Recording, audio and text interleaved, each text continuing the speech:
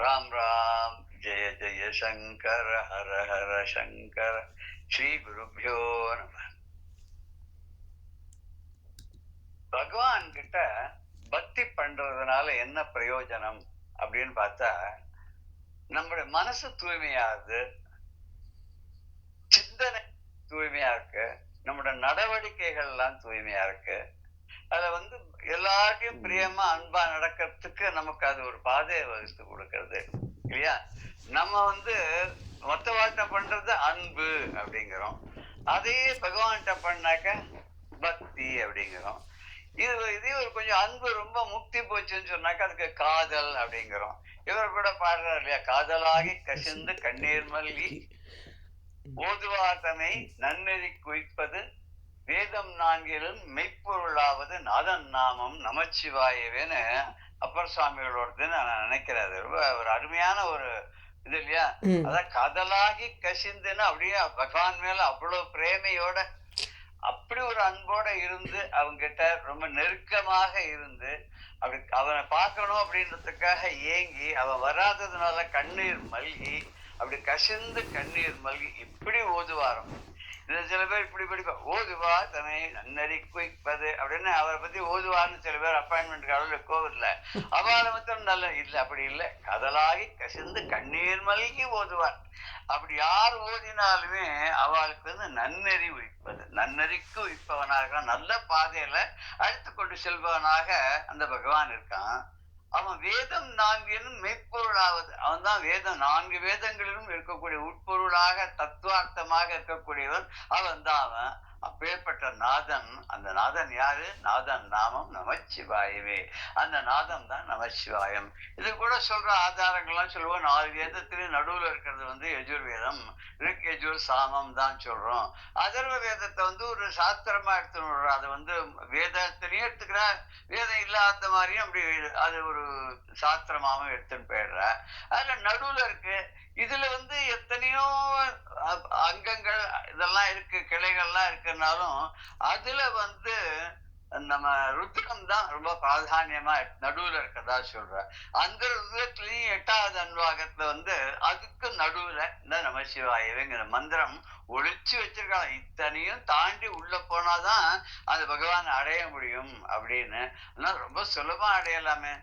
தேடி தேடி எங்கோ அலைகின்றார் உன்னை உள்ளே தேடி கண்டு கொள்ளலாமேன்னு ஒரு பாட்டு கூட உண்டு இல்லையா?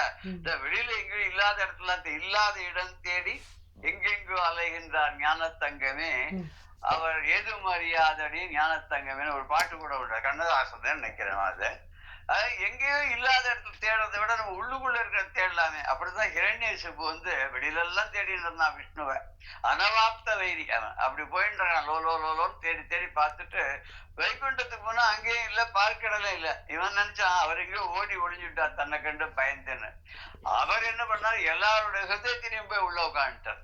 அவர் ஹிருதயத்தை என்ன பிரம்மா ஒரு தடவை சொன்னாராம் விஷ்ணுவோட பேசிட்டு இருக்கும்போது, ஏப்பா இத்தனை படைப்பும் படைக்கிறைய, அவ எங்க வச்சாலும் என்னை கண்டுபிடிச்சிருவா அளவுக்கு அவளுக்கு மூளையை நீ வச்சிருக்கிய, இவ யாரு கண்ணிலையும் படாத இவன் தேடாத ஒரு இடம் சொல்ல, அங்க போய் நான் ஒழிஞ்சுக்கிறேன்னு விஷ்ணு கேட்டாராம். அதுக்கு பிரம்மா சொன்னாராம், யாரும் தன்னுடைய மனசுக்குள்ள தேடவே மாட்டா, வெளியில தான் தேடிட்டு இருப்பா. அதனால நீர் போய் ஹிருதய குகையில போய் உட்காந்துக்கோன்னு சுப்பிரமணிய சுவாமி பத்தி புஜங்க ஸ்தோத்திரம் சொல்லும்போது, நீ என்னோட ஹிருதய குகையில் இருக்கிறதுனால முகான் நிஸ்தரந்தின்னு சொல்றாரு இல்லையா உன்னை பத்தி. எனக்கு எது கத்தியம் தெரியாது, பத்தியம் தெரியாது, எதுவுமே தெரியாது, அர்த்தம் தெரியாது, ஒண்ணும் தெரியாது. எப்படி சொல்றேன்னா, நீ எங்க உள்ள இருக்கேன். இப்ப நான் கூட அது மாதிரி சொல்லிக்கலாம்னு நினைக்கிறேன். நான் என்ன சொல்ல போறேன், என்ன சொல்றேன்னு எனக்கு சில சமயத்துல நிர்ணயம் இல்லாத இருக்குது. அது வருதுன்னா இது பகவான் உள்ளுக்குள்ள இருந்து நம்ம இயக்கிறான் அப்படிங்கிறதுக்கு இது ஒரு ஆதாரபூர்வமா நம்ம எடுத்துக்கலாம். ஆனா அந்த பகவானை நம்ம என்ன பண்றோம்னா, எல்லா இடத்துலயும் பார்க்க முடியுமா? ஏன் கோவில்ல தான் பார்க்கணும் அப்படின்னு உள்ளுக்குள்ள பார்க்கலாம், உள்ள தேடி பார்க்கலாம். இப்ப அந்த பக்குவம் வரும்போது உள்ள தேடலாம். நான் யாருங்கிற விசாரம் ரமணர் பகவான் சொன்ன மாதிரி பார்த்தோம்னா உள்ளுக்குள்ள நம்ம பகவானை பார்க்கலாம். அப்படி பகவானை நம்ம பார்க்கிற நிலை நம்ம அடையும் போது நாமும் பகவானும் ஒன்னாயிடுறோம் அப்படின்னு கூட திருமூலர் அர்த்தம் சொல்றார். சாதாரணமா நம்ம என்ன பண்றோம், வாரியார் சாமிகள் சொல்வார், மாடு பசுமாடு இருக்கு, பசுமாடு உடம்பு முழுக்க அந்த பால் இருக்கு. ஆனா நீ எங்க கறக்கிற? மடியில் தானே கறக்கிற, கொம்புல கறக்க முடியுமா? அது மாதிரிதான் பகவான் வந்து லயிச்சு மனம் விட்டு அந்த இடத்துல ஒரு அந்த அர்ச்சாவதார மூர்த்தியை தரிசனம் பண்ணி நம்ம உள்ள அந்த மனசுல அதை நிறுத்தி தியானம் பண்ணும்போது நமக்கு சீக்கிரமாவே பகவானை நெருங்க முடியுது அப்படின்னு சொல்லுவார். வெளியில எங்கன்னா டிஸ்ட்ராக்ஷன் நிறைய இருக்கும். கோவிலுக்குள்ள போனா இன்னைக்கு கோவில்ல போனாலும் டிஸ்ட்ராக்ஷன் நமக்கு நிறைய தான் இருக்கு. அது கூட ஒரு ஆர்டிக்கல்ல கூட எழுதியிருந்தேன். கோவில்ல என்னெல்லாம் செய்யக்கூடாது அப்படின்னு நாம அத்தனையும் நம்ம செய்யறோம். கோவிலுக்குள்ள போய் பகவான் நாமத்தை தவிர எதையும் பேசக்கூடாது. ஆனா அங்க போய் வெற்றி பேச்சு, பார்க்காதவாளை பார்த்த உடனே அவளோட வந்து எல்லா விஷயங்களும் லௌகிகமா பேசி அந்த டயத்தை வேஸ்ட் பண்றது. அது கோவில்ல போய் தூங்கக்கூடாது. கோவிலுக்குள்ள உட்கார்ந்து சாப்பிடக்கூடாதான். பிரசாதம் கொடுத்தா கூட எடுத்துன்னு வந்துட்டு வெளியில தான் சாப்பிடணுமா. கோவிலுக்குள்ள உட்கார்ந்து சாப்பிடக்கூடாதான். அதே மாதிரி கோவில்ல பகவானுக்கு நமஸ்காரம் பண்ணும் போது கொடி மரத்துக்கு அப்புறம் தான் வந்து வணங்கணுமா. ஏன்னா உள்ளுக்குள்ள அத்தனை தெய்வங்களுக்கும் கட்டுக்காவலாக இருக்கக்கூடியது அந்த கொடி மரமா. அதனால அந்த கொடி மரத்துக்கு வெளியில தான் வந்து நம்ம வணங்கணும் அப்படிங்கிற. அப்புறம் கோவில் பிராகாரத்துக்குள்ள கோவிலுக்குள்ள சன்னதிக்குள்ள எங்கேயுமே வெளி மனுஷா யாரையும் வணக்கம் பண்ணக்கூடாது, வந்தனம் பண்ணக்கூடாது. சுவாமியை தவிர வேற எதையும் நினைக்கக்கூடாது, சுவாமியை தவிர வேற யாரும் நமஸ்காரம் பண்ணக்கூடாது. சரி, அப்புறம் இன்னும் என்ன பண்ணக்கூடாது? கோவில்ல அசிங்கம் பண்ணக்கூடாது. கையில எதையாவது வச்சுக்கிறது, அதை சாப்பிட்டுட்டு அந்த பொட்டில பேப்பரை கீழே போட்டு போயிடுது, இல்ல இலைகளை எதையோ போட்டு போடுறது, எதையோ உதுத்து போடுறது, நமக்கு வேண்டாததெல்லாம் அப்படி போட்டு போறது. கோவில் பிராகாரத்துக்குள்ள எதுவும் பண்ணக்கூடாது. சரி, இதுக்கப்புறம் கோவிலுக்குள்ள என்ன பண்ண வேண்டாம்? மற்றவாளை பத்தி குறை சொல்லக்கூடாது, யார பத்தியும் குறையே சொல்லக்கூடாது. அப்புறம் மற்றவாளை பத்தி தூற்றவும் கூடாது, துதிக்கவும் கூடாது. கோவிலுக்குள்ள பகவத் சிந்தனை தான் இருக்கிறத, வேற எதுவுமே இருக்கக்கூடாது. அப்புறம் வந்து யாரையாவது பத்தி ஒரு இழிவாக பிரச்சாரம் பண்ணக்கூடாது. கோவிலுக்குள்ள சொன்னா அது 4 பேருக்கு போய் சொல்லி தேரும் அப்படின்ற மாதிரி நினைச்சுட்டு கோவில்ல யாரை பற்றியும் தப்பா சொல்லக்கூடாது. அப்புறம் தற்பெருமை கூடாது. நான் இந்த போட்டுக்காலில் இந்த லைட் போட்டுக்க பத்தெல்லாம் இந்த எல்லாம் இது இத்தனையும் நான் பண்ணுது அப்படின்லாம் சொல்லக்கூடாது. இப்ப இந்த லைட் போடுவான், டியூப் லைட் போட்டு அதுல அவன் பேரு அட்ரஸ் எல்லாம் எழுதிடுவான். லைட்டே தெரியாது, அவன் பேரு அட்ரஸ் தான் தெரியும். அது மாதிரி பண்ணக்கூடாது. தற்பெருமை கூடாது, நான் தான் பண்ணினேன் அப்படின்றது சொல்லவே கூடாதான். அப்புறம் எதையுமே ஈஸ்வரனுக்கு அர்ப்பணிக்காம மறைச்சு வச்சுன்னு சாப்பிடக்கூடாதான். அதை மறைச்சு எடுத்துட்டு வரக்கூடாதான். கோவிலுக்கு கொண்டு போய் கொடுக்கலாமே தவிர கோவில்ல இருந்து எடுத்துன்னு வரக்கூடாதான். அவ விபாதி கொடுத்தா கூட நெத்தியில எடுத்துக்கணும், குங்குமம் கொடுத்தா கூட நெத்தியில வச்சு அப்படி ஓரமா அதை சாத்திட்டு வந்துவிடும். கோவில் இருக்கக்கூடிய எடுத்துன்னு வரக்கூடாது. சிவன் சொத்து குல நாசம் அப்படின்னு கூட சொல்லுவா. அதுக்கு சரியான அர்த்தம் என்ன அப்படின்றது பெரியவாள் தான் நமக்கு சொல்லணும் அவனுக்கு. அதுக்கப்புறம் வந்து தேவையில்லாத பொருள்கள்லாம் கொண்டு போய் கோவிலுக்கு கொடுத்துடக்கூடாது. நமக்கு இதெல்லாம் தேவையில்லை சார், நான் கோவிலுக்கு இதெல்லாம் இதுவா கொடுத்துட்டேன், ஃப்ரீயா கொடுத்துட்டேன், தானமா கொடுத்துட்டேன் அப்படின்னு சொல்லி பெருமைப்பட்டு கூடாது. உபயோகம் இல்லாத பொருள்களை கொடுக்க கூடாது. தனக்கு உபயோகம் இல்லை, தன்னால் உபயோகப்படுத்த முடியாது, இல்ல கோவிலையும் உபயோகப்படுத்த முடியாது, அதை போய் கொண்டு போய் அங்க கொண்டு போய் கொடுக்க கூடாது. இதை கொண்டு போய் அங்க வச்சா அப்படின்னு சில பேர்லாம் அந்த பழைய படங்கள்லாம் இருக்கும், அதெல்லாம் எடுத்துன்னு ஓரமா அப்புறம் பையில போட்டு மறைச்சி எடுத்துன்னு போய் அந்த கோவில் ஒரு கோவிலுக்கும் ஒரு ஸ்தல விருட்சம்னு இருக்கும், அதை சுத்தி ஒரு கல்லு கட்டி தண்ணி விட்டு எல்லாம் வச்சிருவோம், அதுல கொண்டு போய் வச்சுட்டு வந்துடுவா. இது மாதிரி பண்றது ரொம்ப ரொம்ப தப்பு. அப்புறம் கோவிலுக்கு ஏதாவது கொடுக்கறதுன்னா மத்தவா வந்து நம்மள வந்து பிரமாதமா சொல்லணும், நம்மள பெருமையா இது தெரியுமோன்னு, அது யார் கொடுத்தா தெரியுமா அவதான், அவ நினைச்சா என்ன வேணாலும் பண்ணுவா, அள்ளி கொடுத்துருவா அப்படின்னு பேர் வாங்க இருக்க கூடாது. அப்புறம் கோவிலுக்கு கொடுக்குற பொருள் எதுலயும் தன்னோட பேரை எழுதக்கூடாது. இத்தனை சொல்லியாச்சு, இவ்வளவுதானா? ஐயோ சொல்லிட்டே போலாம், 100 வரைக்கும் சொல்லலாம். நம்ம இன்னொரு 5 6 பார்க்கலாம். அங்க கோவில்ல போய் பகவானே உனக்கு நான் இந்த மாதிரி மாலையை சாத்துறேன், இந்த மாதிரி பட்டுப்புடவை சாத்துறேன், அம்பாளே உனக்கு இந்த வேஷ்டியை நான் கொடுக்குறேன், எனக்கு இதெல்லாம் செஞ்சு கொடு, எனக்கு இந்த வேலை கிடைச்சா, எனக்கு இந்த சம்பள உயர்வு கிடைச்சா, இந்த பதவி உயர்வு கிடைச்சா, என் பிள்ளைக்கு பரீட்சையில பாஸ் பண்ணா, என் பொண்ணுக்கு கல்யாணம் ஆனா, இப்படி எல்லாம் பண்ணா உனக்கு இது செய்யறேன், அந்த மாதிரி பகவான்கிட்ட போய் பேரம் பண்றது கூடாது அப்படின்னு. சரி, நடந்துடுத்துன்னு சொன்னாக்கு மொத்தம் தலையில வச்சுன்னு கொண்டாடி எல்லாத்தையும் அப்படியே வந்து நடந்தது பாரு எல்லாத்தையும் சொல்லி நீங்களும் பண்ணுங்க அப்படி சொல்லவும் வேண்டாம். அதே சமயத்துல ஒன்னும் பிரயோஜனம் இல்லை, பகவானுக்கு வேணும்னு எல்லாம் வேஸ்ட், டைம் எல்லாம் போச்சு அப்படின்னு சொல்லவும் வேண்டாம். அந்த கோவிலுக்குள்ள இருந்து இன்னொருத்தரோட 2 பேர் சேர்ந்து சண்டை போடக்கூடாது. அப்படி சண்டை போடும்போது என்ன ஆகும்னா பேட் வைப்ரேஷன், நெகட்டிவ் வைப்ரேஷன் அங்க பரவும். பண்ணக்கூடாது, சண்டை போடக்கூடாது. அப்புறம் கோவில்ல சுவாமியை வந்து இடது பக்கமா போய் இப்படி வலது பக்கமா வந்துதான் பிரதட்சணை பண்ணணும். அது வலம் வருதல்னு பேரு.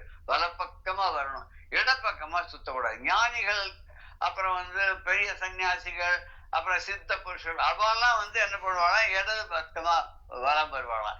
ஏன் அப்படி வலம் வருவான்னு கேட்டா, அவ வந்து தபஸ் பண்ணி அந்த தபஸுடைய சக்தி எல்லாம் அந்த சுவாமிக்கு வந்து அவ அர்ப்பணம் பண்ணிடுறாளாம். அது அந்த கிரானைட்ல பண்ணிருக்கிறதுனால அந்த அர்ச்சாவதார மூர்த்தி எடுத்துப்பாராம் எல்லாத்தையும். நம்ம வந்து வலதுபுறமா வலம் வரும்போது நமக்கு அங்கேயே நமக்கு இங்க கிடைக்கும் அப்படின்னு சொல்றா.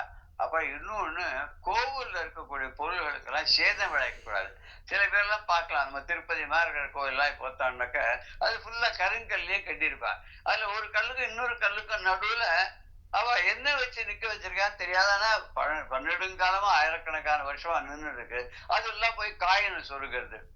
வேண்டாத பேப்பர்கள், டிக்கெட்டு, அது இதெல்லாம் அதுல போய் சொருகிட்டு வருது. அது வந்து அதை எழுத்தா அந்த கல்லு கரையும்.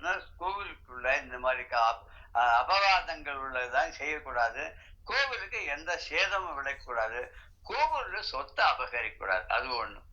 இது யாரும் பார்க்கல, யாரும் கேட்கல, நமக்கு நம்ம தவிர யாருக்கும் தெரியாதுன்னு கோவில் இருக்கிற பொருள் தான் நமக்காக வீட்டுக்கு எடுத்துன்னு வரக்கூடாது. திருட்டுத்தனமா எடுத்துன்னு வரக்கூடாது. அதுவும் அப்புறம் வந்து கோவில்ல இருக்கக்கூடிய பொருள்களை எதையுமே இனாம அனுபவிக்கக்கூடாது. நம்முடைய அங்க ஏதோ ஒரு பதவி நமக்கு இருக்குன்றதை வச்சுட்டு நம்மள யாரும் கேள்வி கேட்க போறேன் அப்படின்னு நினைச்சு இனாமாக, அதாவது கோவிலுக்கு அதுக்கு பதிலுக்கு எதுவும் பண்ணாத அந்த கோவிலுக்கு சொந்தமான பொருள்கள் எடுத்துனது நம்ம உபயோகப்படுத்த கூடாது. அப்புறம் வந்து கோவிலுக்குள்ள உட்காந்து சூழ்ச்சிகள்லாம் திட்டம் பண்ணக்கூடாது. இப்படி பண்ணலாம், அப்படி பண்ணலாம், அவளை கெடுக்கலாம், இவாளை அழிக்கலாம், இவாளுக்கு அந்த ஒரு கெட்ட பேர் உண்டு பண்ணலாம், இவாளுடைய பதவியை கெடுக்கலாம். இந்த மாதிரி சூழ்ச்சியான சமாச்சாரங்கள்லாம் கோவிலுக்குள்ள பண்ணக்கூடாது. இது எல்லாத்துக்கும் மூல காரணமா இருக்கு இந்த பொய் சொல்றது. அந்த பொய் சொல்றதுங்கிறது கோவில்கிட்ட கூடாது. கோவில்ல இறைவனை தவிர மற்றதன் மேல நாட்டம் வரக்கூடாது. சன்னிதில் நின்று அம்பாவை பார்த்துட்டே இருப்போம், தீபாரத்தை காட்டுவோம், அதை பார்க்க மாட்டோம். நம்ம எங்கேயோ பார்த்துன்னு உட்கார்ந்து இருப்போம், எதையோ நினைச்சிட்டு இருப்போம் கோவிலுக்குள்ள. அப்புறம் வந்து ஒரு தேவையில்லாத விஷயங்களை பத்தி பக்கத்துல இருக்க நாமளும் பார்க்க மாட்டோம், பக்கத்துல இருக்கவாளையும் பார்க்க விட மாட்டோம். அது மாதிரிலாம் பண்ணக்கூடாது. இப்படி எல்லாம் பண்ணாத இருந்தோம் அப்படின்னு சொன்னா பகவான் என்ன பண்ணுவானா, நமக்கு அருள் பண்றதுக்கு அவனே நம்ம கிட்ட வருவானாம். சுவாமி நமக்கு அருள் பண்ணும் அப்படிங்கிறதுக்காக அவர் தபஸ் பண்றாராம். நம்ம கிட்டே இருந்து இவன் பிரிஞ்சு போனா இந்த பூலோகத்துக்கு திருப்பி நம்மளையே வந்து இந்த பிரம்மமாக இருக்கக்கூடிய பரபிரம்மமான அந்த பரம்பொருள் நினைப்பாராம். என்ன நினைப்பார், இவன் எப்படி நம்ம திருப்பி மீட்டு கொண்டு வந்தா நம்ம கிட்ட வருது, சும்மா அப்படின்னு சுத்தி பார்த்துட்டு வான்னு சொன்னா அவன் எங்கேயோ போய் உள்ள மாட்டின்னு விட்டானே அப்படின்னு நம்ம சொல்றோம் இல்லையோ. அது மாதிரி எக்ஸிபிஷனுக்கு கூட்டிட்டு போனா அவன் அதை பக்கத்து கடைக்கு போறான்னு நினைச்சா திடீர்னு காணாது போயிடுவான். அப்புறம் ஸ்பீக்கர்ல போய் சொல்லி அவன் எங்க இருக்கான்னு தேடி பிடிச்சு கொண்டு வரத்துக்குள்ள உம்பாடு இம்பாடுன்னு ஆயிடுது இல்லையா. அதெல்லாம் கூடாது. பகவான் என்ன பண்றானா அப்படின்னாக்கா அதுக்காக தன்னோட ஊரிலேயே வாசம் பண்ற அளவுக்கு ஒரு அனுகிரகம் பண்ணி கொடுக்கறான். முதல்ல சாரோக்கியம் அவனுக்கு தன்னோட ஊரை கொடுக்கறான். இது கொடுத்தப்பறம் நெக்ஸ்ட் என்ன பண்றான்னாக்க, ஒரு ஆலயத்துக்கு பக்கத்துல ஒரு கோவில், போற வழி ஒரு கோவில் இருக்கிற மாதிரி பண்றாராம். பண்ணா வந்து அவனுக்கு வந்து கோவில் சமீபமா இருக்கு, தானும் அவனுக்கு சமீபமா இருக்கு. மறந்தா தங்கிட்ட வருவானான்னு பாக்குறாராம். தங்கிட்ட வரமாட்டானா. நம்ம வந்து நல்ல ஊர்ல நம்ம அவனை படைச்சோம், தன்னோட ஊர்லயே தான் பிரசித்தமா இருக்கிற ஊர்லயே படைச்சோம், தனக்கு அருகாமையிலே தன் வழியாவே போற மாதிரி அதையும் நம்ம பண்ணி வச்சோம். இப்ப வந்து அவன் என்ன பண்ணுவான்னு பார்த்துட்டே இருக்கலாம்.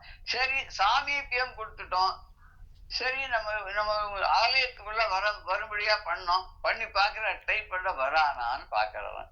அவன் வரான். அப்ப என்ன பண்றார் அப்படின்னாக்கா, அவன் உள்ள வந்தோடனே அவனுக்கு தன்னை மாதிரியே எல்லா சர்வ லட்சணங்களையும் அவர் கொடுக்குறார். சாரூபியம் கொடுத்துடுறாருன்னா அதுக்கப்புறம் அதுவும் வரமாட்டானா, வீட்லயேதான் இருப்பானா. சரி நம்ம அவனை தேடி போவோம்னு அப்படியே அனுகிரகம் பண்றதுக்காக தானே வீதியில வர்றான், வீதி வலம் வர்றான்.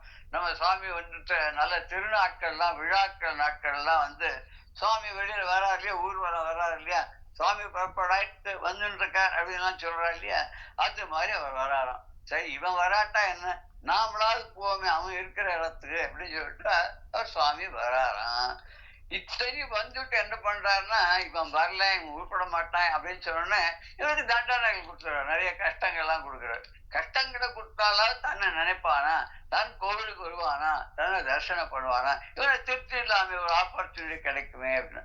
அப்படி வந்துட்டான்னா அவனுக்கு நிறைய அந்த பக்தர்களுக்கு அள்ளி கொடுத்துடுறான். நம்மளே தன்கிட்ட வந்தவாள் இப்படி நம்ம வீட்டுக்கு யாராவது இருந்தா எவ்வளவு அவளுக்கு உபச்சாரம் பண்ணி எல்லாம் பண்றோம். வேண்டாதவளா இருந்து பகைவனா இருந்து நம்ம தூற்றவனா இருந்து வந்தா கூட, வாங்க சார், எங்க வந்தேன், என்ன சமாச்சாரம், காலங்காத்தால எப்படி, என்ன வேணும், நான் உங்களுக்கு என்ன செய்யணும் அப்படின்னு கேட்கிற போது அதுவே அவன் நிகழ்ந்து போயிடறான் இல்லையா. அதனாலதான் 5 விதமான காரியங்கள்ல பகவான் செய்யறான். சிருஷ்டி, ஸ்துதி, சம்ஹாரம், நிகிரகம், அனுகிரகம்னு. இதே அம்பாளுக்கு சொல்லும் போது பஞ்சகிருத்திய பராயணா அப்படின்னு அம்பாளை சொல்றா இல்லையா, நம்ம பார்த்துருக்கோம் இல்லையா. அன்னைக்கு கூட ஒரு வார்த்தை வந்து அம்பாளை பத்தி அது என்னன்னு தெரியல அப்படின்னு சொன்னோம் இல்லையா. அதாவது இது வந்து நெற்றி வந்து 8ஆம் நாள் சந்திரனை போல இருக்கு, அஷ்டமி சந்திர விப்ராஜ அஷ்டமி சந்திர விப்ராஜ தலிகஸ்தல சோபிதா அப்படின்னு சொன்னோம் இல்லையா. அப்புறம் வந்து சந்திரனுக்குள்ள ஒரு கலங்கம் இருக்கு. இவன் நெத்தியில் வச்சிருக்கக்கூடிய அந்த விசேஷமான அந்த இது மானுடைய இது இருக்கேன், அந்த கஸ்தூரி மாதிரி இது, அது எப்படி இருக்குன்னா முகச்சந்திர கலங்காவ மிருகநாவி விசேஷகா அப்படின்னு அது கிட்டத்தட்ட இந்த நாமாவளி எடுத்துக்கலாம் அப்படின்னு தோணித்து. ரொம்ப அழகான நாமாவளிகள். நம்ம இத்தனையும் பார்த்துட்டு இந்த பகவான் என்ன பண்றான் அப்படின்னா இத்தனையும் நம்ம பார்த்தோம். நம்ம சுவாமி நமக்கு எப்படிலாம் அருள் பண்றான்றது இந்த ஒரு பெரிய டீட்டெயில் தான் நம்ம இன்னைக்கு பார்த்துருக்கோம். இப்படி சொன்னா பகவான் வந்து தானாவே தன்னுடைய உள்ளத்துக்குள்ள வந்து உட்கார்ந்துடுவான்.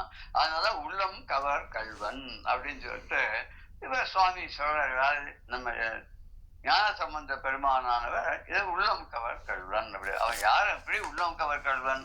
அவன் யார் அவன் அப்படின்னா, தோளுடைய செவியன் விளையேறி ஓர் தூவெண் மதிசூடி காடுடைய சுடரை பொடி பூசி என் உள்ளம் கவர் கல்வன் அப்படின்னு அவர் சொல்றார். தோட்டை காதல போட்டு கொண்டிருக்க செவியன்னா அதான் ஆதீஸ்வரனாக இருக்கான்.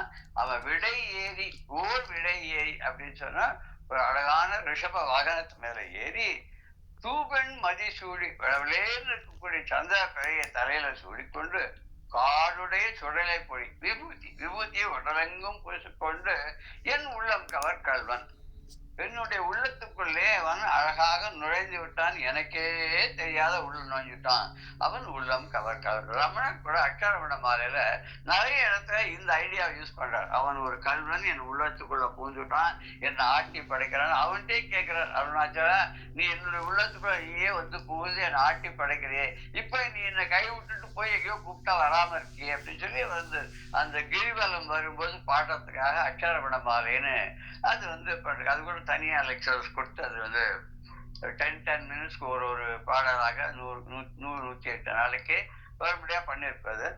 அதுவும் அவைலபிளா இருக்கு, யூடியூப்ல அவைலபிளா இருக்கு.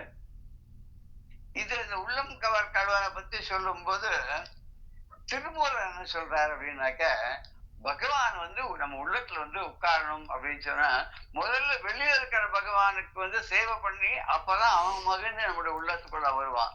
ஏன்னா ஒளிபித்த மனதோட இருக்கான் இல்லையா, அப்படி இருக்கக்கூடிய மனசுக்குள்ள நம்ம போய் இருக்கணும் அப்படின்னு சொல்லி அவர் வர்றார் இல்லையா. எப்படி பூஜை பண்ணணும் பகவானை, எந்த மாதிரி எல்லாம் பூஜை பண்ணலாம், ரொம்ப சுலபமான வழியில எப்படி எல்லாம் பூஜை பண்ணலாம் அப்படின்ற ஒரு சின்ன பாட்டுல சொல்ற. இதை பார்த்துட்டு நம்ம மேல நம்ம போகலாம். பூசித்தல், வாசித்தல், போற்றல், ஜெபித்திடல், ஆசற்ற நற்றவம் வாய்மை அழுக்கென்மை நேசித்து இட்ட அன்னமும் நீ சுத்தி செய்த மன்றாசற்ற செய்தன்று மற்ற ஆசற்ற சத்புத்திர மார்க்கமாகுமே. இறைவன் வந்து பூஜை செய்யலாம், அப்புறம் அவரை பற்றின அருள் நூட்களை எல்லாம் வாசிக்கலாம், அப்புறம் அவனை துதித்து போற்றலாம். அவனுடைய திருப்பெயரை நம்ம மனசுல வந்து எப்போதும் எண்ணி எண்ணி அந்த நாமத்தை வந்து உச்சாரணம் பண்ணி 108, 1008, லட்சம், கோட்டின்னு எப்படி ராமநாமத்தை எத்தனையோ கோட்டி ஜபம் பண்ணி தியாகராஜ சுவாமிகள் ராமரை பார்த்தார் இல்லையா, அது மாதிரி நம்மளாலையும் பார்க்க முடியும், பரமேஸ்வரனையும் பார்க்க முடியும். அது மாத்திரம் இல்ல, மனதுல என்றது குற்றமற்ற நல்ல தவம் பண்ண, அதாவது யாருக்கும் கெடுதல் பண்ணாத நல்லதையே பண்ணிட்டு இருந்தாலே அது ஒரு தவம் தான். வாய்மையும் அப்படின்னா பொய் சொல்லாம இருக்கக்கூடிய உண்மையே பேசுறது. அழுக்காறின்மை, மனதுல தூய்மை இருக்கணும். மனசுல மாத்திரம் தூய்மை கிடையாது, உடம்புல தூய்மை, சித்தத்துல தூய்மை, மனோவாக்காயம் எல்லாத்திலையும் தூய்மையை கடைபிடிக்கணும். அப்படி கடைபிடிச்சிட்டு பகவானுக்கு நீராடல். எப்படி நீராடல் அப்படின்னாக்க பகவானுக்கு அபிஷேகம் பண்றது, அந்த அபிஷேகம் பண்றதுக்கு தீர்த்தம் கொண்டு வருது. அப்புறம் அன்போடு சுவாமிக்கு நிவேதனம் பண்றது. நம்ம என்ன பண்ணிருக்கோமோ, நம்ம கிட்ட என்ன இருக்கோ, நமக்கு என்ன சாத்தியமோ அதை நிவேதனம் பண்றது. இதெல்லாம் பண்றதுதான் ஒரு நல்ல ஒரு சத்புத்தனுக்குள்ள அடையாளம் அப்படிங்கிறார். சரி, வேற ஏதாவது பண்ணலாமா இது தவிர அப்படின்னு கேட்டா அதுக்கு என்ன சொல்றார்? எளிய அனல் தீபம் இடல், மலர் கொய்தல், அழிதின் மெழுகு அலகு ஊர்தல், அப்புறம் வாழ்த்தல், பழிமணி பற்றல், பன்மஞ்சனம் ஆதி தனி தொழில் செய்வது தான் தாசமார்க்கம். பக்தருக்கு என்ன அழகு அப்படின்னா, கோவிலுக்கு விளக்கேற்றி வைக்கலாம், அதுக்கு எண்ணெய் கொண்டு கொடுக்கலாம், திரி கொண்டு கொடுக்கலாம். அப்புறம் நல்ல தீபம் விடுறதோட மலர்கள்லாம் தோட்டத்திலேருந்து பறிச்சுன்னு சுவாமிக்கு மலர் கொண்டு கொடுக்கலாம். அது அழகா கட்டி மாலையா போடலாம். கோவிலை சுற்றி அழுக்கில்லாத எல்லாத்துக்கும் தண்ணி தெளிச்சு துணியால் தொடச்சு சுத்தம் பண்ணலாம். அப்புறம் பகவானை வாழ்த்தி பாடலாம். கோவில் மணி அடிக்கலாம். பூஜை போது அவ சொல்லும்போது மணி அடிக்கலாம். அப்புறம் சுவாமிக்கு திருமஞ்சனம் பண்றதுக்காக அதுக்கு வேண்டிய சாமான்கள் எல்லாம் கொண்டு வந்து கொடுக்கலாம். இப்படி பலவிதமான இதை நமக்கு வாய்ப்புகளை கொடுத்துருக்காரு. இதில் எதை பண்ணாலும் இந்த பக்தி என்பது வளரும். அப்படி பண்ணோம்னு சொன்னா திருஞான சம்பந்தர் என்ன நம்முடைய மனசுக்குள்ள கூட அவன் உள்ளம் கவர் கல்வனாக நம்முடைய மனசுக்குள்ள அப்படியே அமர்ந்து கொள்வான். தன் உளமே புகுந்த அதனால் அவர் சொன்ன மாதிரி நம்முடைய உள்ளத்துக்குள்ளே அவர் புகுந்து கொள்வார் அப்படின்ற இதெல்லாம் நம்ம பார்க்க போற பாடல் கொஞ்சம் அன்னைக்கு ஆரம்பிச்சு பதமா பார்த்தோம். என்பொடு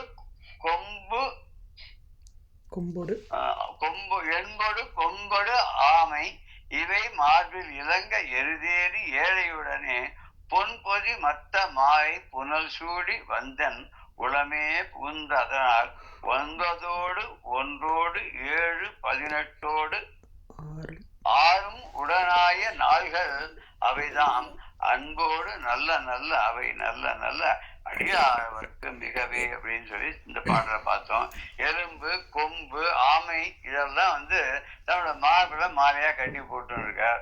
ரிஷப வாகனத்து மேல ஏறிவார். எருது ஏறின்னு ரிஷப வாகனத்துல ஏறிவார். பொன் மாதிரி பொதிந்தான நிறைந்தான அர்த்தம். பொன் மாதிரி மிளறக்கூடியதா இருக்கான். அந்த ஊமத்த மாலை அது கழுத்துல போட்டுருக்கார். கொன்றை மாலையும் போட்டுப்பார், இருக்க மாலையும் போட்டுப்பார். அவர் எது வேணாலும் போட்டுப்பார். அவர் இஷ்டம், எல்லாம் அவர் படைச்சது. எது வேணாலும் போட்டாலும் அவருக்கு திருப்தி தான்.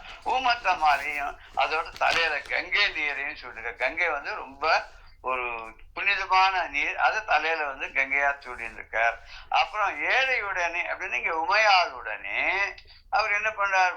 என் உளமே புகுந்து அதனால் அது நீயே நினைவென்றி ஆண்டு கொண்டாய், நின்னை உள்ள வண்ணம் பேயேன் அறிவு தந்தாய், என்ன பேரு பெற்றேன் தாயே மலைமகளே அப்படின்னு சொல்லிட்டு பட்டர் சொல்வார். அதாவது நாயேனையும் இங்கு ஒரு பொருளாக நயந்து ரொம்ப கடையன், நாயை விட கேவலமானவன் நானு.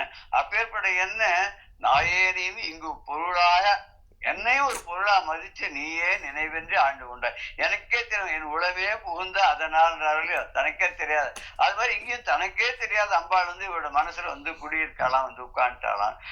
அப்புறம் அவர் என்ன சொல்றாருன்னா 9 ஒன்றோடு 7 18 6 இப்படிப்பட்ட நாட்கள் ஆக அந்த 27 நட்சத்திரத்துல இந்த நம்பர்ல இருக்கக்கூடிய நட்சத்திரங்கள் வர நாட்களோ இல்ல 30 நாட்கள்ல இந்த நம்பர் உள்ள நாட்களோ நம்ம எந்த விதமான கெடுதலும் நமக்கு பண்ணாது. ஏன்னா அங்க நம்முடைய மனதுக்குள்ள பரமேஸ்வரனானவன் உமையொரு பாகனாக வீட்டிருக்கிறதுனால நமக்கு எந்த விதமான கஷ்டங்களும் இந்த நாட்களாயும் நட்சத்திரங்களாக நமக்கு வராது.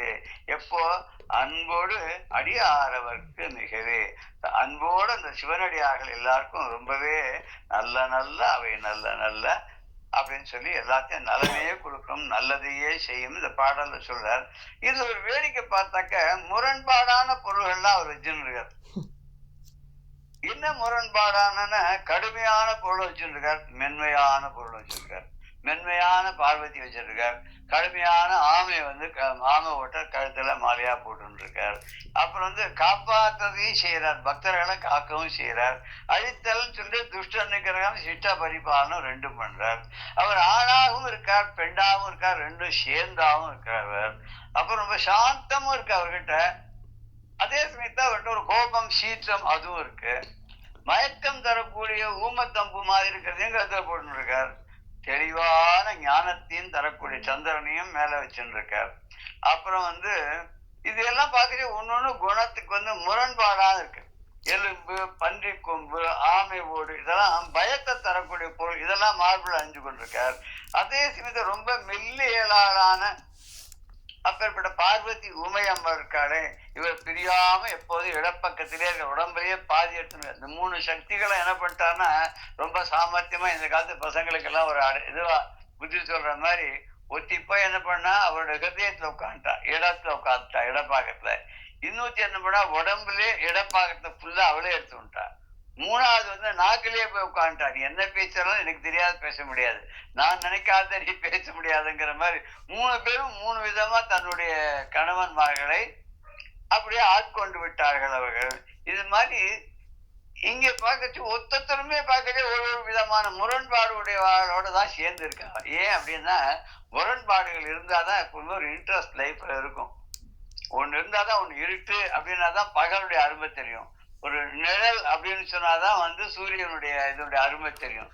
வெயில்ல போனாதான் நிழல் அருமை தெரியும்னு வேற சொல்லுவா நமக்கு. இப்படி ஒண்ணு ஒரு கஷ்டம்னு இருந்தாதான் ஒரு நஷ்டம் கஷ்டம்னு வந்தாதான் அதுக்கப்புறம் வந்து நமக்கு வந்து இனிமையானது என்னது, துக்கம்னு இருந்தாதான் சுகம்ங்கிறது என்ன அப்படி தெரியுது இல்லையா. கசப்புன்னு ஒண்ணு இருந்தாதான் இனிப்பினுடைய அருமை நமக்கு தெரியுது. இப்படி எல்லாமே முரண்பாடானது இருக்கு.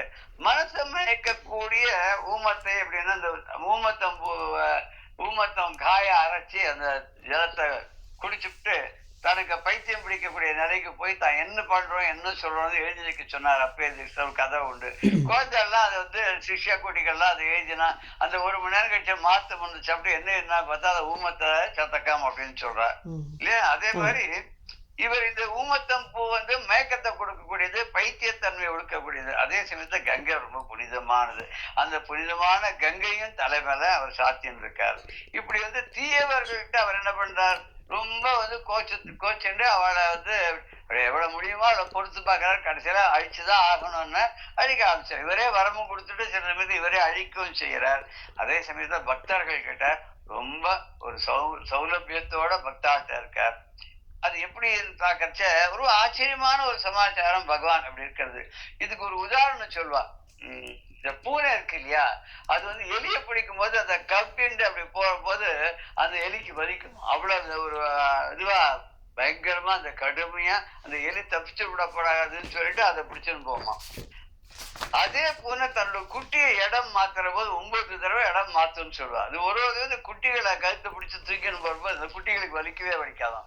அதாவது நிறைய இடத்துல நம்ம பார்க்கலாம், அந்த பூனை குட்டி வளர்க்குறவெல்லாம் கூட அந்த பூனையை தூக்கணும் அப்படின்னா கழுத்து மேல பிடிச்சி இந்த முயலை கூட காது 2ஐயும் பிடிச்சுதான் தூக்கின்னு போவா. அது மாதிரி அந்த பூனை அந்த கழுத்துக்கு மேல பிடிச்சுதான் தூக்கி எடுத்துன்னு போவா. அதுக்கு ஒண்ணுமே பண்ணாது, அது பாட்டு அழகா ஜாலியா சமத்தா உட்காந்துட்டு இருக்கும். இதெல்லாம் பார்க்கச்சே நமக்கு என்ன தோன்றுறது அப்படின்னு கேட்டாக்க, பகவான் கிட்ட 2 இருக்கு. அந்த 2ல நம்ம நல்லதை மாத்திரம் நம்ம எடுத்துக்கணும், கேட்டதை நம்ம விட்டுறக்கூடாது. நம்ம எவ்வளவு கெடுதல் பண்ணாலும் எத்தனை செஞ்சாலும் நம்மளை தாங்கி பிடிச்சு நம்முடைய தவறுகள்லாம் மறந்து அதான் அந்த தவறுகளை எதுவும் பொருட்படுத்தாத அம்பாள் வந்து பண்றா இல்லையா. அது மாதிரி தாய் உள்ளம் தானே தாயும் ஆனவன் இல்லையா பெருமான். தாய் எப்படி இருந்தாலும் அதே மாதிரி தானே பெருமானும் இருந்தார். அப்புறம் தாயுமானவர் சொல்லி வந்து ஒரு தன்னுடைய பக்தையுடைய ஒரு பொண்ணுக்கு வந்து பிரசவம் பார்க்கறதுக்கு அவளோட உருவத்துல போனார் நம்ம பார்த்திருக்கோம் இல்லையா. அப்பேற்பட்ட அந்த பகவான் இருக்காரு. நாமளும் என்ன பண்ணோம்னா முரண்பாடுகள் எதெல்லாம் தீயவையோ அதெல்லாம் நீக்கிட்டு நாமளும் வந்து நல்லதையே வந்து நம்மளோட கடைபிடிச்சோம்னு சொன்னா அந்த பகவான் கிட்ட வந்து நம்ம ஒரு பக்தியோட இருந்தோம் அப்படின்னு சொன்னாக்க நம்மள எந்த நாள்களும் எந்த கோள்களும் எந்த விதமான தீமையும் நமக்கு செய்யாது, நம்மை ஆட்டி படைக்காது. எந்த ஒரு சனி கிரகத்துல இருந்தாலும் சரி, கேது ராகு அவருடைய பாதிப்பு இருந்தாலும் சரி, எந்த இதுவும் நம்மளை வந்து தொந்தரவு பண்ணாது, நமக்கு கெடுதல் பண்ணாதுங்கிறத இந்த பாடல் சொல்றார். அடுத்த பாடல்ல உருவளர் பவள மேனி ஒளி நீர் அணிந்து உமையொடும் வெள்ளை விடைமேல் முருகலர் கொன்றை திங்கள் முடிமேல் அணிந்தன் உளமே புகுந்த அதனால் திருமகள் கலையதூர்தி செய்ய மாது பூமி திசை தெய்வமான பலவும் அருநெறி நல்ல நல்ல அவை நல்ல நல்ல அடியாரவர்க்கு மிகவே அப்படின்ற. இதுல முதல்ல கோள்களை பத்தி சொன்னார். அப்புறம் 4 நட்சத்திரங்களை பத்தி சொன்னார். எதெல்லாம் நமக்கு பாதிப்பை செய்ய முடியுமோ அதெல்லாம் சொல்லிட்டு வந்தார். இதுல தெய்வங்களை பத்தி சொல்ற, மற்ற தெய்வங்களை பத்தி சொல்ற. வீணே பலிகவர் தெய்வங்கள் பால் சென்று மிக்க அன்பு பூனேன் உனக்கு அன்பு கொண்டு கொண்டேன் நின் புகழ் செந்தி காணேன் இருநிலமும் ககனமும் அப்படின்னு சொல்லுவார் ஒரு பாடல்ல பட்டார். அதாவது நம்ம எல்லா கடவுள் நிறைய பேர் இருக்கான். அவன் ஒருத்தது ஆடு பலி கோழி பலி எல்லாம் கொடுத்துட்டு இருப்பா இல்லையா, அந்த மாதிரி பலி கேட்கிற தெய்வங்கள் கிட்ட எல்லாம் நான் போக மாட்டேன்.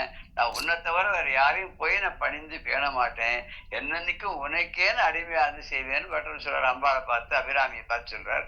அப்படி அந்த மாதிரி ஒருத்தர் இந்த அம்பாளை பிடிச்சுட்டு இருக்கனால பகவானை பிடிச்சுட்டு இருக்கிறதுனால என்ன அப்படின்னா, எந்த சுத்து தேவதைகளோ குட்டி குட்டி தேவதைகளோ அதெல்லாம் நமக்கு எந்த தொந்தரவும் பண்ணாது. அதான் நம்ம ஒரு தெய்வத்தை பிடிச்சிருக்கோம், மற்றதெல்லாம் அவளுக்கு அது சின்ன தெய்வங்களா தான் அவளுக்கு தோணும். நீர் அணிந்துன்னா அது நீர் அணிந்து அப்படின்னு நீரு, இந்த பெரிய ரா அது போட்டா நீர் திருநீரு, அதுக்கு விபூதின்னு பேரு. இந்த சின்ன ரா போட்டா இடையன ரா போட்டோம்னு சொன்னாக்க அதுக்கு நீர்னா தண்ணீர்னு அர்த்தம். இந்த தண்ணீரையும் வச்சுருக்க 2 நீரும் வச்சுருக்கார். அந்த திருநீர்ன்னு சொல்லக்கூடிய பெரிய ரா போட்டு அந்த நீரையும் அணிந்து கொண்டிருக்கிறார். அந்த நீர்ன்னு சொல்லக்கூடிய கங்கை சின்ன ரா போடுறோம் இல்லையா, அந்த கங்கையான நீரையும் தலையில அணிந்து கொண்டிருக்கிறார். இத பரமேஸ்வரன் நீர் அணிந்து நீர் அணிந்து முருகு அலர் முருகலர்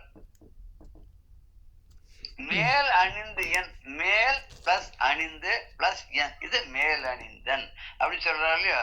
இது மாதிரி அதை நம்ம பிரிச்சு நம்ம அர்த்தத்தை நம்ம பார்க்கலாம். இப்போ உருவு அலர் உருவளர் அப்படின்னு, உருவளர் அப்படின்னா அழகிய உருவமானது.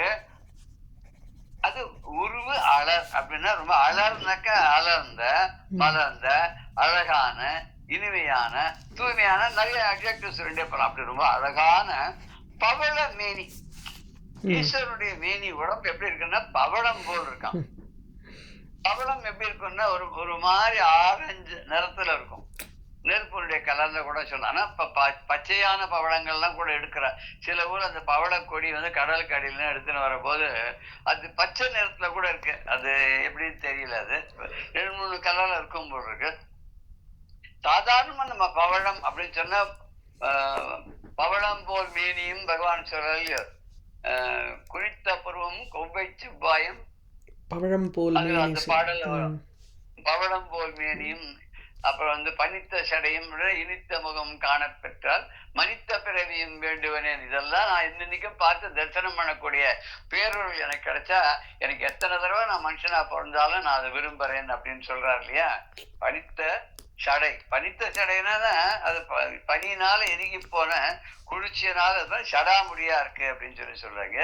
இவர் எப்படி இருக்கார்? பவள மேனி, பவளம் போன மேனியில பளபளபளபள மின்னக்கூடுது. இன்னொன்னு ஏன் அதுக்கு உபமானமா அப்படி சொன்னார்னா, நெருப்பு கூட கிட்டத்தட்ட அதே கலர்லாம் இருக்கும். அப்படி அந்த நெருப்பு ஜோதியா இவர் நின்னார் இல்லையா. அவர் நின்ன போது நெருப்பாக நின்ற போது அவருடைய மேனி பவளம் போல படப்படான்னு ரொம்ப அழகா ஒளிர்ந்ததுன்னு. ஒளி நீர் அணிந்து அப்பேற்பட்ட பவள மேனியில இது ஒரு பக்கம் விடவிடேன்னு இருக்கு. அந்த விபூதியை பூசிண்டாக்க திருவெண்ணீர் அணிந்து, திருவெண்ணீர்னு அழகான வெண்ணீர் அப்படின்னா வெண்மையான நீரு, நீரு பூத்த அப்படின்னு சொல்றாரு. நீரு பூத்த நெருப்புன்ற அந்த பெரிய அது மேல சாம்பல் மேல இருக்கக்கூடிய நெருப்புன்னு சொல்றோமோ இல்லையா. இங்க சாம்பல், விபூதிக்கு சாம்பல் அப்படின்னு யூஸ் பண்ற. திருவெண்ணீர் அணிந்து முருகு அலர், முருகு அப்படின்னா அழகுன்னு ஒரு அர்த்தம். முருகு அப்படின்னா மனம் வாசனைன்னு அர்த்தம். முருகு அலர்ன அலர்ந்துன்னா நிறைந்து அப்படின்னு அர்த்தம். இங்க மனம் பொருந்திய வாசனை நிறைந்த நல்ல விபூதியெல்லாம் போட்டு இருக்காரு. ரொம்ப அழகா இருக்கு அந்த விபூதி வாசனையா கமகமான இருக்கான். அது அவர் முருகு அலர் ரொம்ப அழகான வாசனையோடு பொருந்திய விபூதி மாத்திரம் இல்ல, கொன்றை திங்கள். மனம் பொருந்திய கொன்றை மலர். கொன்றை மலருங்க தாரமர் கொன்றையும் செண்பகமாலையும் சாத்தும் தில்லை ஊரர் அப்படின்னு சொல்லி பட்டர் சொல்வார் காப்பு செய்யுள்ள. கொன்றை மலர் அடைஞ்சிருக்கார், தாரமர் கொன்றையும் செண்பகமாலையும் அடைஞ்சிருக்கார். செண்பக பூங்கிறது அம்பாளுக்கு பிரியமானது, அவ வச்சுன்னு இருக்கார். இப்ப ரெண்டையும் சொல்ற போது அவர் எப்படி பாக்குறாருன்னா அர்த்தநாரீஸ்வரரா பாக்குறாரு. இந்த அர்த்தநாரீஸ்வரனாக கொன்றை மலரையும் அடைஞ்சிட்டு இருக்கார், ஒரு பக்கத்துல வந்து செண்பக பூவையும் போட்டிருக்கார், ஒரு பக்கம் அம்பாளா இருக்கார். ரெண்டு பேரையும் ஒரே சமயத்துல அவரும் பார்க்கிறார். எப்படி திருஞான சம்பந்தர் பார்த்தாரோ தோளுடைய செவியனாக, இவர் அப்படி செண்பக மாலையும் அணிந்திருக்கக்கூடியவராக பரமேஸ்வரனை பார்க்கிறார். கொன்றை திங்கள், கொன்றை மலரையும் திங்கள்னா சந்திரக்கலை, சந்திரக்கலையும் முடிமேல் அணிந்து, முடின்னா தன்னுடைய ஜடாமுடி, ஜடாமுடி மேல அணிந்து கொண்டிருக்கிறார், சடையில் அணிந்து கொண்டிருக்கிறார். அந்த சடைக்குள்ள அவர் அடக்கி வச்சுட்டு இருக்கிறதுனால அவர் வந்து வெளியில வரமாட்டார். அவர் இன்னும் எப்படி இருக்காருன்னு நம்ம பார்க்கலாம். உமையோடும் வெள்ளை விடை மேல், உமையோடும் தன்னுடைய ஒரு பகுதியான அந்த அம்பாளோடு சேர்த்து வெள்ளை விடை மேல் விளைவிடே இருக்கக்கூடிய இந்த ரிஷப வாகனத்து மேல ஏறி உளமே புகுந்து அடுத்த நாள் என்னோட உள்ளத்துக்குள்ள அவர் எப்படி இருக்காருன்னு அந்த வர்ணனை பண்றார், அந்த சுவாமியை வர்ணனை பண்றார். தன் உள்ளத்துக்குள்ளே புகுந்து அங்கேயே வீற்றிருக்கக்கூடிய காரணத்தினால திருமகள் மகாலட்சுமி கலையூர்தின துர்கை, கலைய தூர்தி அப்படின்னா கலையது ஊர்தி, அது என்னன்னு தெரியல, துர்கை, அதுக்கு துர்கை அம்மன் அப்படின்னு நம்ம எடுத்துக்கலாம். ஜெயமாது, ஜெயமாதுன்னா ஜெயத்தை தரக்கூடிய, ஜாக்கு பதிலாக ஷா யூஸ் பண்ணியிருக்கா. ஜெயமாது அப்படின்னு சொன்னாக்க அதுல வெற்றியை தரக்கூடிய மகாலட்சுமி. அப்புறம் பூமி நிலமகள் இந்த பூமாதேவி, இவ எல்லாம் திசை தெய்வமான பலம் 8 திக்குக்கும் உள்ளான தெய்வங்கள். இந்திராதி தேவதைகள்லாம் ஒரு ஒரு திக்குக்கும் வந்து அதிபதியா இருக்காள் அவ. இவ எல்லாருமே அருநெறி நல்ல அருநெறின்னு அரியதான நல்ல வழியிலே நம்ம சம்பாதிக்கக்கூடிய செல்வங்களை எல்லாம் நமக்கு தருவார். அப்படிப்பட்ட நல்லதை எல்லாம் நமக்கு தரக்கூடியவராய் இருப்பார்கள். அடியாரவருக்கு மிகவே சிவனடியாருக்கு ரொம்ப மிகவும் அவை நல்ல அதை நல்லதையே கொடுப்பார்கள், நல்ல அப்படின்னு தருவார்கள், நல்லதையே செய்வார்கள். அதாவது நிறைந்து இந்த திருப்பார்களோடு சில ஓங்கி உலகம் வரும்போது கடைசியில எல்லாம் நிறைந்து அப்படின்னு முடிப்பா. வாங்க பசுக்கள் மடியிருந்து ஓங்கு பெரும் சென்னல் ஊடு கயலுகளை பூங்கவளை போதில் பொடிவண்டு கண்படுப்ப தேங்காதிய புக்கிருந்து சீர்த்த மடிபற்று வாங்க குடம் நிறைக்கும் வள்ளல் பெரும் பசுக்கள் நீங்காத செல்வம் நிறைந்தேலோர் எப்பாவா என்றத நிறைய நீங்காத செல்வம் நிறைந்து அப்படின்னு முடிப்பா. இதுல வந்து நம்ம மார்கழி மாசத்துல பாடும்போது நீங்காத செல்வம் நிறைந்தவரும்பான்னு வரிசையா 30 பாட்டையும் பாடுவார். தனியா இந்த ஒரு பாட்டை எடுத்துட்டு ஸ்தோத்திரமா பாடுற போதுனா நீங்காத செல்வம் நிறைந்துன்னா அப்படி நிறைஞ்சு இருந்துட்டே இருக்கணும் அப்படிங்கிறதுக்கு அப்படி பாடுவார். அதே மாதிரிதான் இங்கே அவை நல்ல அடியாரவர்க்கு மிகவே, அடியார்கள் எல்லாருக்கும் மிகவும் அதிகமாவே இப்படி கொடுப்பா அப்படின்னா. இந்த வேயுறு பங்கன் வேயுறு தோழியன் அப்படின்னு சொன்னபோது மூங்கில் போன்ற தோளை உடைய அம்பாளை தன் உடலில் ஒரு பாகமாக கொண்டவன் அப்படின்னு சொன்னா. இங்க என்போடு கொம்போடு ஆமை அப்படின்னு சொல்லும் போது முதல் பாட்டுல சொன்னது கோள்கள் நாட்கள்லாம் சொன்னார். இங்க வந்து எந்த விதமான தீமையும் நம்மள வந்து ஆட்கொள்ளாது, நம்ம படுத்தாது அப்படின்னு சொல்லி இதுல சொல்றார். உரு வளர் பவள மீனின்னு சொல்ற போது அவருடைய அழகு, அவருடைய ஒளி, அவருடைய தூய்மை, அவருடைய மனம், இது எல்லாத்தையும் நமக்கு வந்து சொல்ற அந்த இறைவன் கிட்ட இருக்கக்கூடிய என்னென்னலாம் அந்த இறைவனுக்கு அடைமொழியா இருக்கோ, செல்வம், தைரியம், வெற்றி, இதெல்லாம் நமக்கு வழங்கக்கூடியவராகவும் இருக்கிறார் அவர். அப்பேற்பட்டவர் வந்து எந்த தெய்வங்களையும் பார்க்க வேண்டாம், இந்த ஒத்தரை கும்பிட்டாலே போற இவரே நமக்கு எல்லாத்தையும் கொடுத்துருவார். நமக்கு வெற்றியிலேருந்து எல்லா வரங்களையும் தரக்கூடியவரா இவர் இருக்கச்ச வேற யார்ட்டையும் போன வீணே வெளிகவர் தெய்வங்கள் பால் சென்று மிக்க அன்பு பூனேன்னு சொன்ன மாதிரி மற்றவாட்ட போகவே வேண்டாம். சௌந்தர்யிலே அதே தானே சொல்றாரு இல்லையா, பயாத்ராத்தும் தாத்தும் வாஞ்சாசமதிக்கம். அது என்ன ஸ்லோகம்? त्वदन्यः पाणिभ्याम् अभयवरदो दैवतगणः त्वमेका नैवासि प्रकटितवराभीत्यभिनया भयात् त्रातुं दातुं फलमपि च वाञ्छासमधिकं शरण्ये लोकानां तव हि चरणावेव துவத் அந்யஹா பாணிபியாம் அபயவர மற்றவாள்லாம் வந்து அபயவரத கையை வச்சுக்கிறா. உன்னை தவிர பாக்கி எல்லாருமே அந்த அபயம் கொடுக்குறேன் வரம் கொடுக்குறேன்னு கையை வச்சுக்கிறா. துவத் அந்யஃப் பாணிபியாம் அபயவரதோ தெய்வதகணஹா துவம் ஏகா நைவாசி பிரகட்டித வராபீதி. நீ மாத்திரம் கையை வந்து அபயவரதம் கை வச்சுக்கல. ஏன்னா உன்னுடைய 2 கால்களே போரும் பயத்திலேருந்து காப்பாத்துறதுக்கும் இது பண்றதுக்கும். அப்படி திருவடியே போரும். உன்னை வந்து கால்ல சரணம்னு அடைஞ்சுட்டாலே நீயே எல்லாத்தையும் கொடுத்துடுற ஆமா அப்படின்னு சொல்லி அந்த மாதிரிதான்.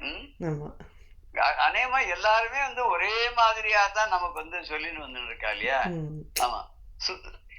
என்ன பண்ணும்போது சுந்தரமூர்த்தி நாயனார் கூட பொன்னார்மேனியனே புலித்தோலை அரை கசித்த மின்னார் செஞ்சடை மேல் மிளிர்குன்றை அணிந்தவனே மண்ணே மாமணியே மழபாடியுள் மாணிக்கமே அன்னே உனையல்லால்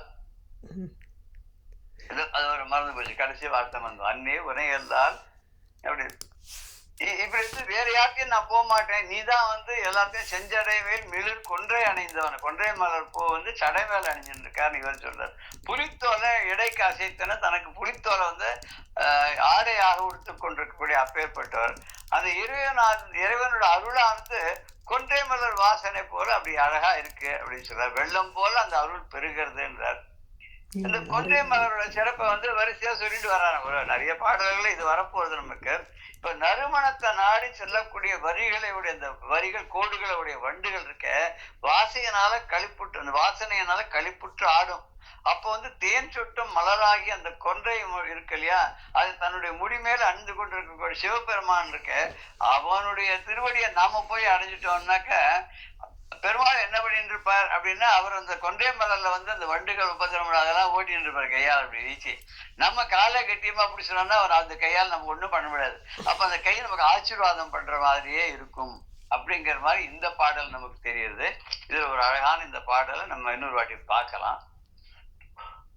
உருவளர் பவளமேனி ஒளி நீர் அணிந்து உருவளர் பவள மேனி ஒளி நீர் அணிந்து உமையடும் வெள்ளை விடை மேல் முருகு அலர் கொன்றை திங்கள் முடிமேல் அணிந்து என் உடமே புகுந்து அதனால் திருமகள் கலையது உறுதி செய்யமாது பூமி திசை தெய்வமான பலவும் அரு நெறி நல்ல நல்ல அவை நல்ல நல்ல அடியாரவர்க்கு மிகவே.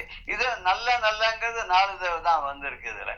ஆனா அது ஒரு பாட்டையும் பாக்குறச்ச உளமே புகுந்தன், அது ஒரு முடிமேல் அணிந்தன் உளமே புகுந்த அதனால் இப்படின்னு பரமேஸ்வரனும் பார்வதியும் தன்னுடைய உடம்புக்குள்ள புகுந்துட்டாள் அப்படிங்கிற ஒரு இதுலயும் அவர் சொல்லிட்டே வந்துட்டே இருப்பார். எல்லாத்திலையும் அப்படியே இருக்கும். இந்த பரமேஸ்வரனை பத்தி சொல்லும் போது முயலவன் முரண்பாடை நம்ம பார்த்தோம் இல்லையா. இந்த முயலவன் அழகான ரொம்ப எந்த கெடுதலும் பண்ணாத சந்திரனை தூக்கி தலையில வச்சு விட்டார். ஆனா காலுக்கடியில என்ன வச்சு விட்டார் அந்த முயலவன் அப்படிங்கிற அவனுக்கு என்ன சம்ஸ்கிருதத்துல முசலஹாவா இல்ல இல்ல அவன்தான் அசுரன். அவன் நடராஜ பெருமான் இருக்கும்போது காலடியே போட்டு இருக்காரு. ஆமா அவன் ஏதோ ஒரு இந்த ஒரு அசுர கணத்தை சேர்ந்தவன் தான் நினைக்கிறேன். அவன் போய் யாரையும் உபத்திரவம் பண்ணக்கூடாதுன்னு தன்னோட காலில் போட்டு மிதிச்சுட்டு இருக்காராம். இதை பத்தி ரொம்ப வேடிக்கை ஒரு கதை ஒண்ணு. மகாபெரிவாளை பத்தி காஞ்சி மகாபெரிவாளை பத்தி ஒரு கதை உண்டு. அவர்கிட்ட ஒரு எத்தனையோ சிக்ஷாலாம் அப்பப்ப அதுவும் ஒரு 3 வருஷம் 4 வருஷம் இருந்துட்டு இருப்பான். அப்ப இந்த சின்ன பசங்கள்லாம் அவளுக்கு ஏதாவது ஒரு நல்ல உத்தியோகமா பார்த்து பெரியவாயெல்லாம் வந்து அவர்கிட்ட நல்ல பையன் இவனுக்கு ஏதாவது வழி பண்ணுங்களேன்னு அனுப்பிச்சு விட்டுருவார். அதுல ஒரு பையன் வந்து ரொம்ப ஒரு கடுமையான பையன், சுடு சுடுன்னு விழருவன், எல்லாத்தையும் தப்பு கண்டுபிடிக்கிறவன், எல்லாத்தையும் கோச்சுக்கிறவன், உபத்திரவம் பண்றவன். அப்புறம் தன்னோட கோபத்தை எல்லாம் வந்து அந்த மற்ற சாமான்கள் வேலை அதுல இதுல போட்டு சில பேர் வேணும் கடான் படான்னு கதவை சாத்துவா இல்லையா, இந்த மாதிரிலாம் பண்ணிட்டு இருப்பான். எல்லாரையும் திட்டுவான். அவன் வந்து பெரியவாளுக்கு ரொம்ப நெருக்கமா பணிவிடை பண்றான்னால அவன் ஒரு பெரிய இதுவா எடுத்துட்டு அட்வான்டேஜா எடுத்துட்டு he use to treat others ஒரு மாதிரியா கேவலமாலாம் ட்ரீட் பண்ணியிருந்தான். இது எப்படி ஒருத்தரா போய் பெரியவாட்ட அப்படின்னு சொல்லி பார்த்தா ஒண்ணு பெரியவா ஒண்ணுமே கேட்கவே இல்லை. ஒரு நாளைக்கு மடத்து மேனேஜரே போயிட்டு அவர்கிட்ட சொல்றாராம், பெரியவா க்ஷமிக்கணும் சொல்றேன்னு, இவன் என்னோ ஒரு மாதிரி உங்ககிட்ட ரொம்ப நெருக்கமா அவனுக்கு பணிவிடெல்லாம் செஞ்சு எல்லாம் பண்றதுனால அவன் இன்னும் தனக்கு பெரிய ஒரு பதவி கிடைச்சுட்டது, தான் என்ன வேணாலும் பண்ணலாம், மற்றவாள்லாம் துச்சங்கிற மாதிரி வந்துக்கிறான். எல்லாருக்கும் மனசு வேதனையா இருக்கு, அவனை ஏன் துரத்தி விட்டுறது தானே அப்படின்னு பெரியவா திருச்சிண்டே சொன்னாலாம். ஒண்ணு தெரியுமா, அவனுக்கு சில பேருக்கு குணம் பிறவியிலே இருக்கும், இந்த பிறவி குணத்தை மட்டையை வச்சு கட்டினா மறைஞ்சு போகாது. அது அவளா பார்த்து திருந்தினாலும் திருத்த முடியாது, நம்மளா திருத்த முடியாது. என்ன பண்றது, அவனை கொண்டு அப்பா அம்மா நம்ம கிட்ட விட்டுட்டா. ஆனா வேலை வரைக்கும் ரொம்ப கரெக்டா பண்றான். எல்லாரும் சேர்ந்து அவனை நைஸா என்ன பண்ணாலும் உங்களாலாம் தாங்க முடியலன்னு சொல்லி எனக்கு சிசுவேஷன் பண்றதுக்கு வச்சுட்டு நானும் அவனுடைய இதெல்லாம் என்னென்ன பண்றான்னு பார்த்துட்டு தான் இருக்கேன். அப்படி பார்த்துன்னு இருந்தாலும் என்ன பண்றது, சரி அவன் நம்மகிட்ட வந்துட்டான், அவ அப்பா அம்மா கொண்டு அடைக்கலம் விட்டா, அவனை திரஸ்காரம் பண்ணலாமோ? பண்ணக்கூடாது. அவன் பண்ற தப்பெல்லாம் எனக்கு தெரியாதா? தெரியும். இப்ப நான் அவனை வேற யாருகிட்டயா அனுப்பிச்சு விடுறேன்னு வச்சுக்கோ. இது அங்க போய் இதே தான் பண்ணுவான். இப்ப இது போய் ஊரெல்லாம் கெடுக்கிறதுக்குள்ள ஏன் ஒருத்தங்கிட்ட இருந்துட்டு போட்டுமே, அவன் எனக்கு ஏதாவது தப்பு பண்ணானே அதை நான் பொறுத்துன்ட்டு போறேன். என்னைக்காவது ஒரு நாள் நம்ம பெரியவாளுக்கு இவ்வளவு பண்ணியிருக்கோம், அபச்சாரம் பண்ணிட்டோம், ஆனா விட பெரியவா வந்து அதெல்லாம் பொருட்படுத்தாது தனக்கு அருள் பண்ணி தன்கிட்ட வச்சுட்டு இருக்காளே அப்படின்னு அவனுக்கு மனசுல ஒரு நாள் இல்லைன்னா ஒரு நாள் தோணும் இல்லையா? அவன் தானாவே திருந்துவான் இல்லையா? அதை விட்டுட்டு நம்ம வந்து சொல்லுவாள் shifting the burden to the other ஷோல்டர்னு, அது நம்ம பண்ணப்படாது இல்லையா? தப்பு இல்லையா? நம்மளாலேயே அவனை அடக்க முடியாத போது மற்ற வாட்ட போனா இன்னும் பல மடங்கு துஷ்டனானா ஆயிடுவான். அதுலதான் நீ நடராஜ பெருமாளை பார்த்திருக்கியோ, நடராஜ பெருமாள் அப்படிதான் எல்லாத்தையும் பாம்பத்தை உள்ள போட்டு இருக்கார், ஊம்பத்தொம்பு தலையில வச்சுருக்கார், ஓடி குதிச்சு ஊரெல்லாம் வெள்ளமாக்கக்கூடிய கங்கையை ஜடாமுடிக்குள்ள போட்டு கட்டி வச்சுட்டு இருக்கார். பாம்பு அவுத்து விட்டா எல்லாரையும் கடிச்சுட போறதுன்னு அது உடம்பு முழுக்க சுத்தின்னு இருக்கார். இப்படி விபூதி அப்படி வெளியில அப்படியே விட்டா மலை மாதிரி விட்டா அது ஊரெல்லாம் பரவி எல்லாருக்கும் அது ஏதாவது வியாதியை உண்டு பண்ணுனால நான் உடம்பு முழுக்க அதை பூசின்னு விட்டனால எனக்கு அடங்கி இருக்கு இல்லையா? இப்ப இந்த எல்லாத்தையும் நான் அவுத்து வெளியில விட்டேன்னா ஊர் ஜனங்களுக்கெல்லாம் அது வந்து பக்தாளுக்கெல்லாம் கெடுதல் விளைவிக்காதா? அதுக்காக தான் நான் இப்படி வச்சிருக்கேன்னு இந்த முயலவன் அப்படி இருக்கானே மகா துஷ்டனவன் அவனை தன் காலடியில போட்டு மீச்சு வச்சுட்டு இருக்கார். ஏன் வச்சுட்டு இருக்கார்? விட்டுட்டு அவன் போய் மற்றவளுக்கு உபத்திரம் பண்ணுவான். நானும் அதே தான் பண்ணிட்டு இருக்கேன் அப்படின்னு பெரியவா சொன்னாலாம். இது வந்து எனக்கு இந்த இது ஞாபகம் வந்து அந்த சுவாமியை வர்ணனை பண்ற போது நடராஜ பெருமானுடைய பாதத்துக்கு இருக்கக்கூடிய இந்த முயலவனை பத்தி பெரியவா ஒரு வேடிக்கையா சொன்ன இந்த கதை ஞாபகத்துக்கு வந்தது. இதோட நம்ம இன்றைய நிகழ்ச்சிக்கு நிறைவு செய்வோம். அடுத்த செக்ஷன்ல மேற்கொண்டு அடுத்த பாடலான இந்த 4வது பாடல் நம்ம பார்க்கணும்னு நினைக்கிறேன். 4வது பாடல் நம்ம பார்க்கலாம். ராம் ராம் ஜெய ஜெய சங்கர ஹர ஹர சங்கர் ஸ்ரீ குருபியோ நம.